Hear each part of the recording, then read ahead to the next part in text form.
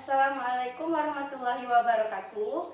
Bagaimana kabarnya semua? Semoga kalian semua dalam keadaan sehat dan kita semua selalu dalam lindungan Allah Subhanahu wa taala.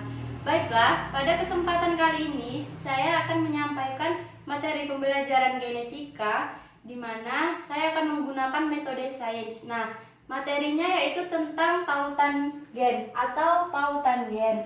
Nah, tautan gen ini merupakan gen-gen dalam kromosom pada lokus yang berbeda. Saat pembentukan gamet dia tidak dapat berpisah secara bebas. Tautan gen sendiri itu ada dua, tautan autosom dan tautan kelamin atau tautan seks. Nah, tujuan pembelajaran kali ini untuk membuktikan hasil tautan autosom dan tautan seks pada lalat buah atau Drosophila melanogaster. Rumusan masalahnya, untuk menentukan rasio dari tautan autosom dan tautan seks atau kelamin pada lalat buah. Nah, hipotesis atau dugaan sementaranya, hasil persilangan dari lalat buah Drosophila melanogaster ini diperoleh rasio tautan autosom 3:1 dan tautan kelaminnya 3:1. Selanjutnya rancangan percobaannya itu menggunakan diagram garpu dan papan catur untuk mendapatkan rasio tautan autosom dan tautan seks atau kelamin dari lalat buah. Nah, selanjutnya membuat contoh untuk mencari rasio tautan autosom dan tautan kelamin pada lalat buah. Kemudian ditentukan parental yang disilangkan, ditentukan gamet, dan yang terakhir itu membuat diagram garpu dan papan catur untuk menentukan rasio. Selanjutnya percobaannya itu kita bahas dulu yang tentang tautan autosom. Nah, tautan autosom ini merupakan gen-gen yang saling bertautan dan dia tidak berhubungan dengan gen kelamin atau kromosom X dan Y. Nah, bisa dilihat di sini. Ini contohnya pada lalat buah atau Drosophila melanogaster.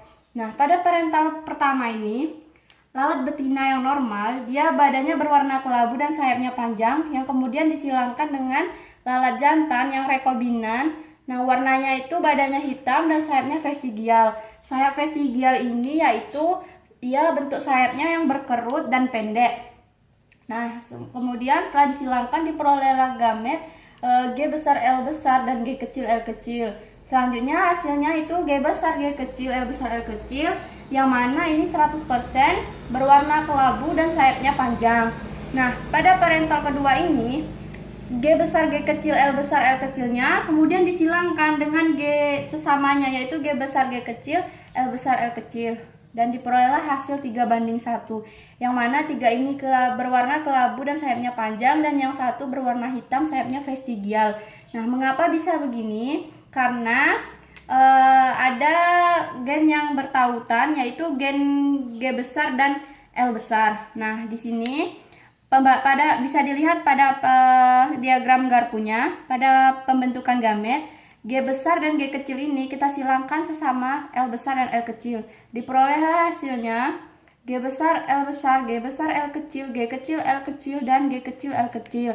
Tetapi gamet yang terbentuk ini hanya dua, yaitu yang G besar dan L besar dan G kecil L kecil, karena yang G besar dan L kecil, G kecil L besar ini mereka tidak saling bertautan, jadi tidak terbentuk gamet.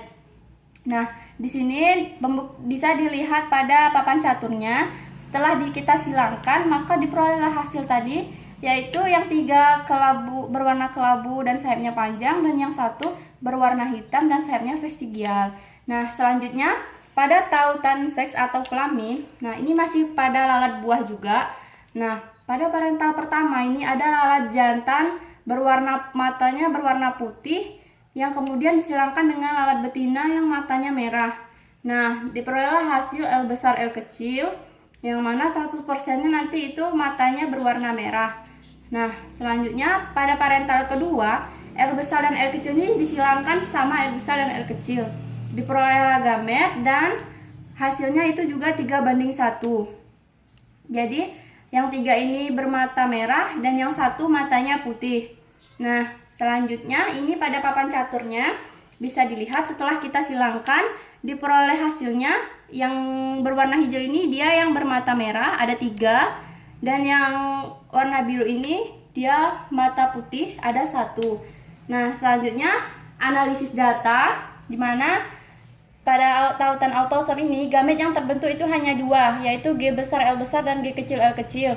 Kemudian rasio fenotipnya itu 3:1. Yang 3 ini warna kelabu dan sayapnya panjang, dan yang 1 warnanya hitam, sayapnya vestigial. Nah, pada tautan kelamin, nah rasio fenotipnya itu 3:1. Yang 3 ini bermata merah dan yang 1 matanya putih.